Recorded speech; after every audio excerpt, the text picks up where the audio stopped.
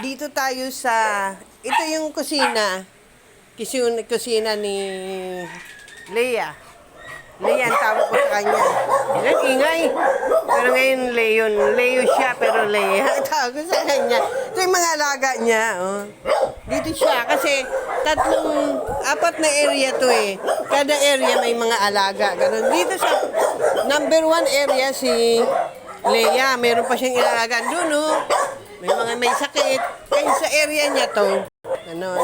Ngayon, i-interviewin ko ngayon si Leia tungkol sa kung paano niya nakilala si Diwata. Oh, Leia, bumati ka muna. Hi, Diwata. Saan ba kayo, paano mo siya nakilala? Dati ko siya nakilala nung sa Los Bolivar. Nakatira noon. Nung nag-work ako sa Soliman, nakilala ko siya. At saka siya, kaibigan siya ng Kuya Tony ko. Mag-best friend yan sila, kaya kami magkakilala talaga. Although na gano'n lang siya magsalita, parang niya magsalita. Pero talagang mabait si Diwata talaga. Pag sanayan kayong dalawa, gano'n siya magsalita. Parang napaka-open niya, pero mabait siya at saka matulungin siya mula pa noon. Ganun ba?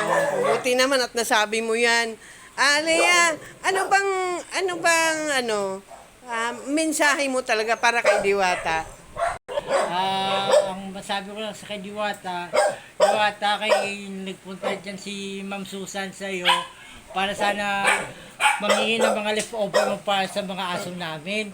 Pero parang hindi kanya mapunta niya palagi kasi ang layo-layo talaga namin. Nandito kami kasi sa part ng Bataan.